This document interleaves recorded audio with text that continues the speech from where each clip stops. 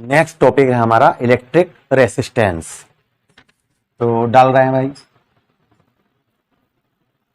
Electric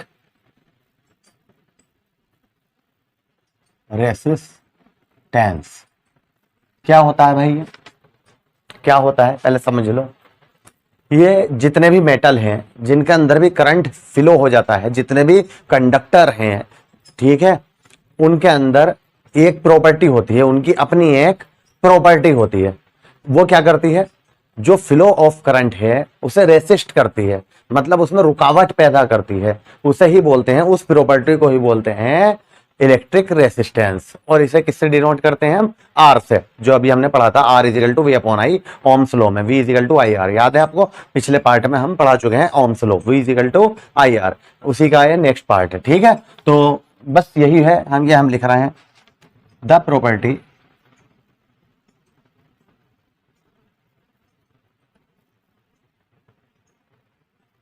property of a conductor which resist the flow of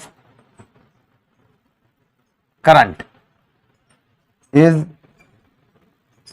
called electric resistance. It is denoted by R. Clear है? बस हर एक conductor की अपनी क्या होती है? एक प्रॉपर्टी होती है जो फ्लो ऑफ करंट को क्या करता है? रेसिस्ट करता है। उसे ही बोलते हैं इलेक्ट्रिक रेसिस्टेंस। क्लियर है? फिर भी आपको ये पता होना चाहिए कि जैसे मैं 3 वायर ले लूं अलग अलग, एक ले लिया हमने सिल्वर, एक कॉपर और एक ले लिया एल्युमिनियम। ठीक है, ये ले लिया। तो इसका सबसे कम होता है रेसिस्टेंस, इसे आर एस से लिख देता हूं। इसके रेसिस्टेंस को आर सी से लिख देता हूं, इसके आर ए एल से। ठीक है, तो अगर मैं पूछूं इनमें क्या रिलेशन है, मतलब ऐसे ऊपर नीचे करके दे दे, वो कैसे भी दे दे, अब मैंने ऐसे लिखा है, तो आर एस जो होगा लेस देन होगा आर सी से, आर सी लेस देन होगा आर एल से। ठीक है, ऐसे लिख दो, या हम इसे ऐसे भी लिख सकते हैं, R A L greater than R C greater than R S. ये आपको रटा हुआ होनी चाहिए वाली बात। ठीक है, तो सिल्वर का सबसे कम होता है, कॉपर का उससे थोड़ा ज्यादा होता है, एल्यूमिनियम का उससे भी ज्यादा होता है। सबसे अच्छा जो कंडक्टर है, कभी कभी ऐसा पूछ रहे हैं सबसे अच्छा कंडक्टर कौन सा है? सिल्वर आता है, राइट। उसके बाद कॉपर आता है और उसके बाद एल्यूमिनियम। लेकिन जितने भी हमारे इलेक्ट्रॉनिक इंस्ट्रूमेंट हैं, ठीक है, एम्प्लाइसेज हैं, जैसे फैन, बल्ब, ये जितनी भी चीजें हैं वगैरह वगैरह, वायर, जितने भी इनमें वायर का इस्तेमाल किया जाता है, इन चीजों में, मोटर, इलेक्ट्रिक मोटर, ठीक है, डायनामो, इन सब में किसका इस्तेमाल किया जाता है? या तो कॉपर का या एल्यूमिनियम का।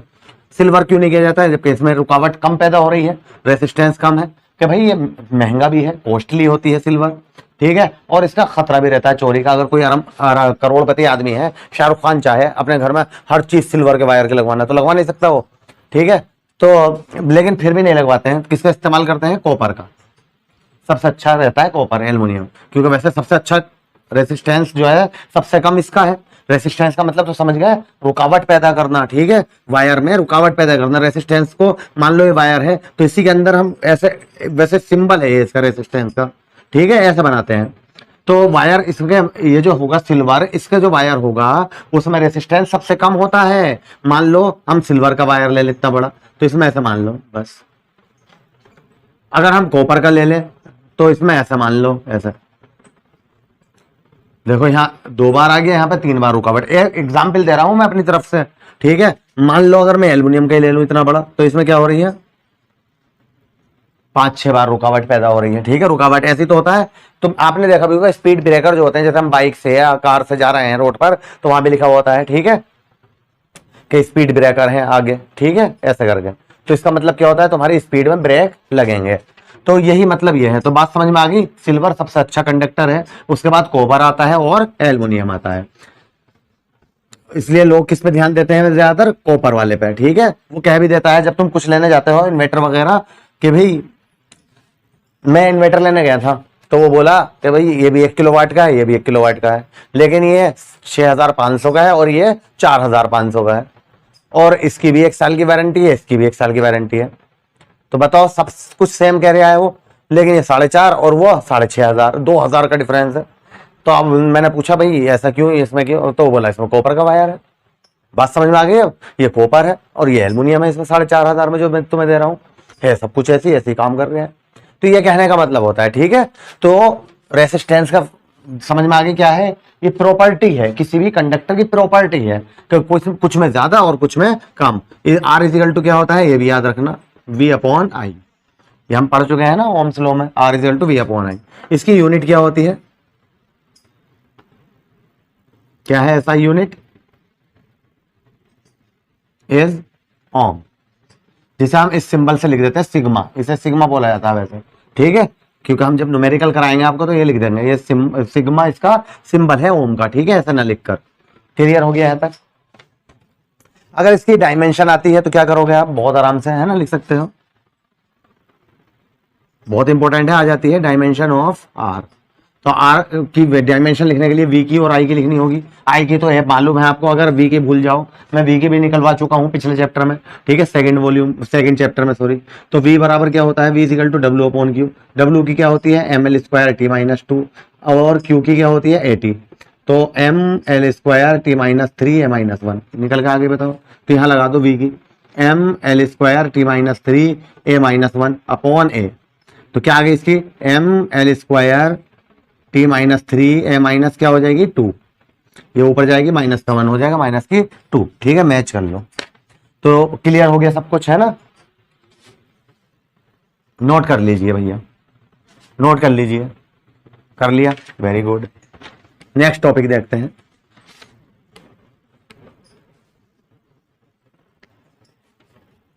क्या है? Electrical conductivity. नेक्स्ट टॉपिक है इलेक्ट्रिकल कंडक्टिविटी।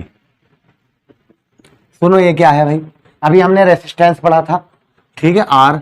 अगर हम उसका इन्वर्स कर दें तो उसे बोलते हैं इलेक्ट्रिकल कंडक्टिविटी, और इसे किससे लिखते हैं हम? कैपिटल जी से। बस इसी से डेफिनेशन बना देंगे, ठीक है। लिख रहा हूं, देखो, the inverse of electrical resistance is called the electrical conductivity, ठीक है। इट्स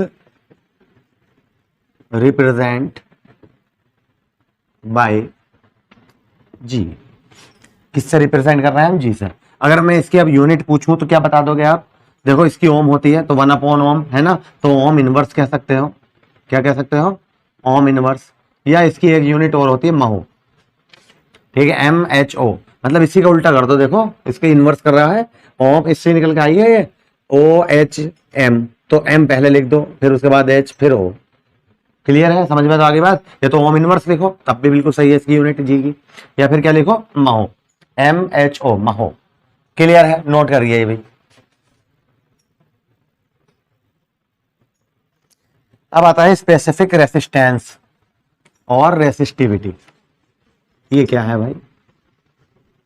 नेक्स्ट हेडिंग है हमारा स्पेसिफिक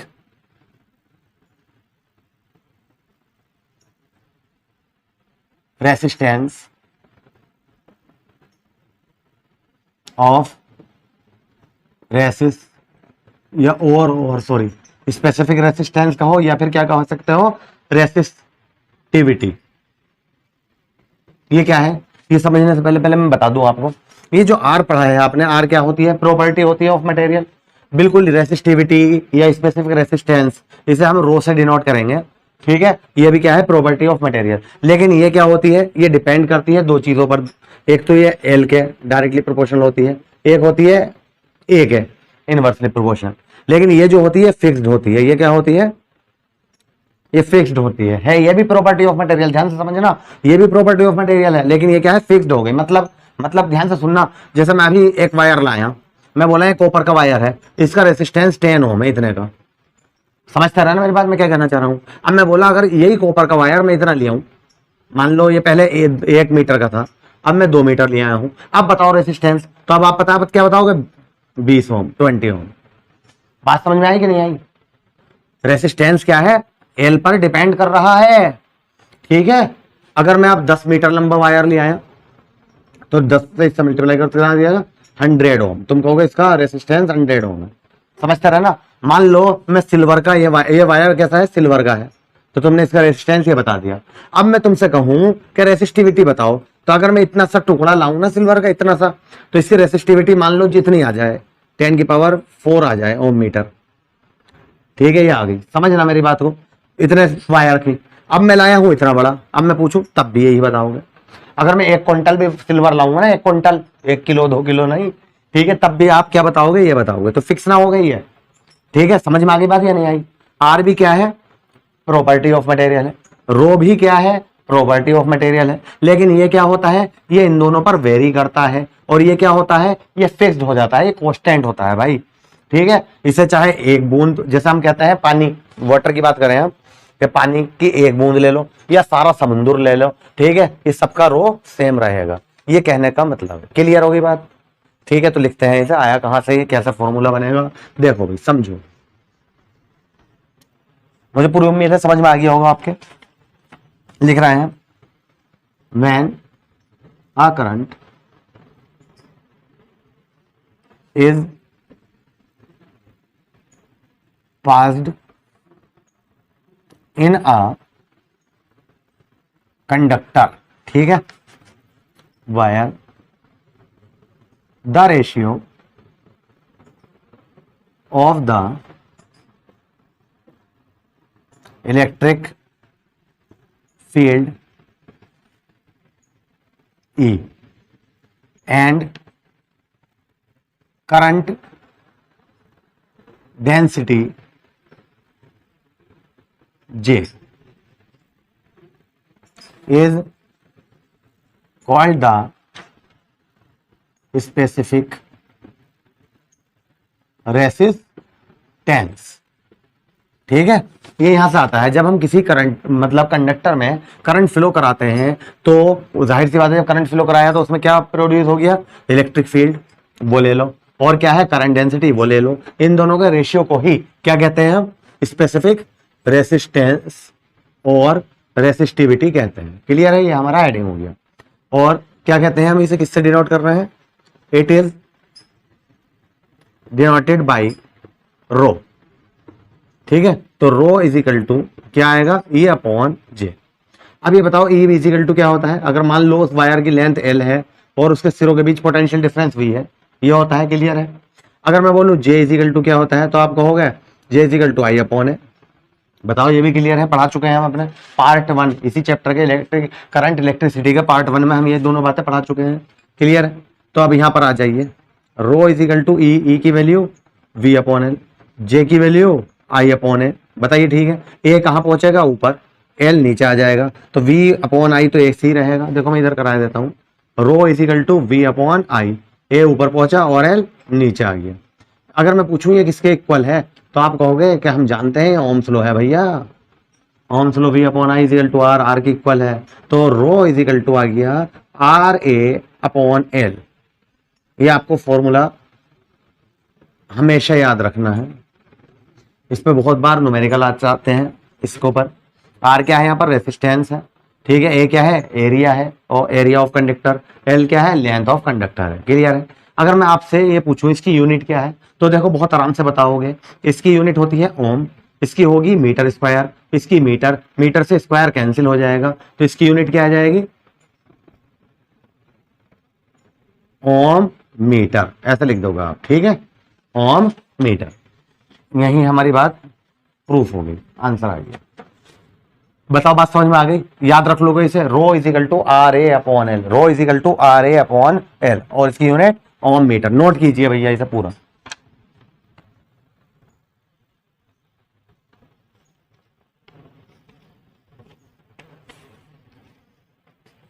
कर लिया, नेक्स्ट टॉपिक देखते हैं। ये मैं उसी हिसाब से करा रहा हूं, आपका सिलेबस चेंज हो गया है, ठीक है। इसमें 12th क्लास का एनसीईआरटी वालों ने परमानेंटली कुछ टॉपिक हटा दिए हैं, ठीक है। तो हम उसी के हिसाब से करा रहे हैं, जॉब आएंगे 2000 मतलब इसमें जो 2024 में आएंगे मतलब, ठीक है। तो उसी का करा रहे हैं। अब नेक्स्ट टॉपिक है ohmic and non ohmic circuit. क्या है? Ohmic and non ohmic circuit क्या होता है भाई? इसे ये भी बोला गया है VI characteristic linear and non linear, ये बोला गया। तो पहले मैं वैसे ही नॉर्मली समझा दूं आपको, जैसे समझाते हैं हम। ये ओमिक सर्किट उन्हें कहते हैं जो ओम्स लॉ को, ठीक है, पूरी तरह फॉलो करते हैं। ओम्स लॉ जो था V इक्वल टू IR, ठीक है, उसे फॉलो करेंगे जो सर्किट, वो कहलाएंगे ओमिक सर्किट। जो फॉलो नहीं करेंगे वो कहलाएंगे अनोमिक, नॉन ओमिक सर्किट। क्लियर हो गई बात? बस यही बात हम यहां पे लिख रहे हैं। देखो फर्स्ट पॉइंट क्या है? Ohmic circuit, those electric circuit which completely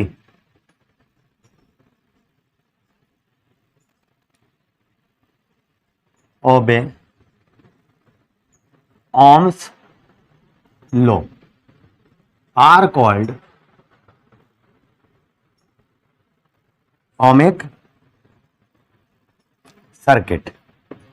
इसके लिए जो ग्राफ आता है ये भी याद रखना, इस टाइप से आता है। इधर हो गया V और इधर है I, ठीक है। और ये जो स्लोप आएगी V अपॉन I, ये क्या देगी हमें? R देगी, ठीक है। बिल्कुल स्ट्रेट वायर आएगी, स्ट्रेट। तो समझ लो ये है इसका मतलब है, यहाँ लिख भी रहे हैं हम। क्या है? V upon I is equal to R। R क्या चीज होती है? कॉन्स्टेंट। इसका ग्राफ ये आता है, ठीक है। इसे बोला गया है VI करेक्टरिस्टिक, ठीक है। ये आ गया हमारा। और इसके जो एग्जाम्पल हैं वो जरूर याद रखने में। आप एग्जाम्पल लिखवा रहे हैं हम। कॉपर वायर, टंगस्टन वायर,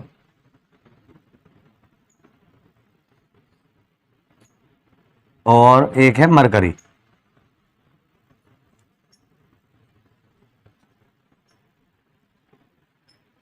ये तीनों के तीनों किसके एग्जाम्पल हैं? ओमिक सर्किट के, ठीक है। इनमें मतलब समझ तो रहे हो आप, ओम्स ने क्या लॉ दिया था कि भाई उसकी फिजिकल कंडीशन चेंज ना हो। बात समझ में आ रही है? तो किसी भी कंडक्टर के सिरों के बीच जो पोटेंशियल डिफरेंस है वो किसके डायरेक्टली प्रोपोर्शनल होगा? इलेक्ट्रिक करंट के। बात समझ में आ गई? तो ये मतलब था। तो ये तीनों का, ऊपर का वायर हो टंगस्टन, तो आप जानते हो जो बल्ब में आता है, बारीक सा वायर हो, या मरकरी हो, ठीक है। इन तीनों के लिए ओम्स लॉ वैलिड है, ठीक है। तो ये ओमिक सर्किट के एग्जाम्पल है। और ये डायग्राम आ गया ओमिक सर्किट का। नोट करिए आप इसे, ओमिक को। नेक्स्ट क्या है? अनोमिक या नॉन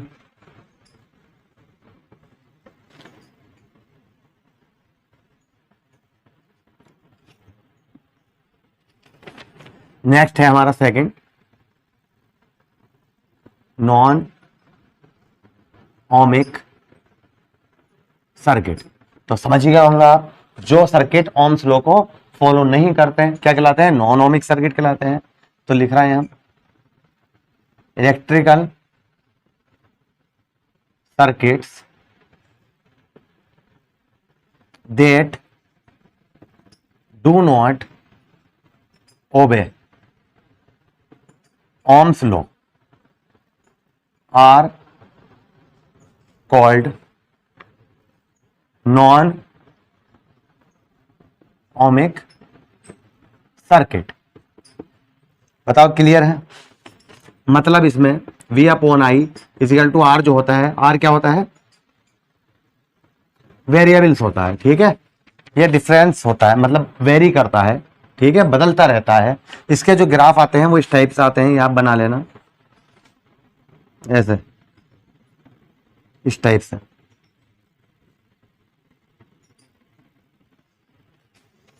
या इस टाइप से आई लेना, इधर आई,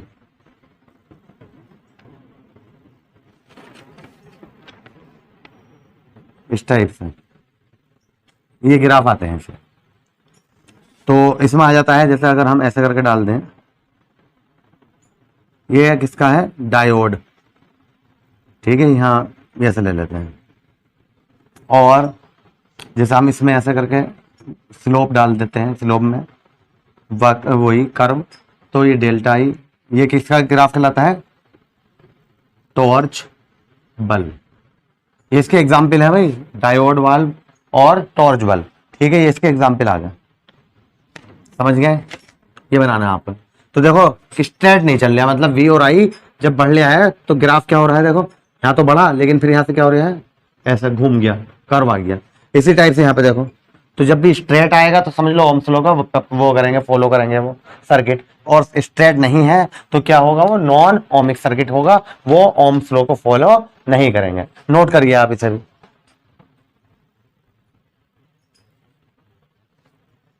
ठीक है। तो जैसे कि हमारी ये मुहिम चल रही है, हम पॉइंट टू पॉइंट आपको करा रहे हैं, किसमें, हम इसमें अपनी वीडियो पर पार्ट 1 पार्ट 2 और ये पार्ट 3, ठीक है। इससे आगे जो चलेंगे हम, आगे के जो टॉपिक रह गए हैं वो नेक्स्ट वीडियो में कवर करेंगे। तो अगर मेरे चैनल अभी अब तक आपने सब्सक्राइब नहीं किया है तो कर दीजिए प्लीज, और अपने फ्रेंड सर्कल में भी ज़्यादा से ज़्यादा शेयर कीजिए। Thank you.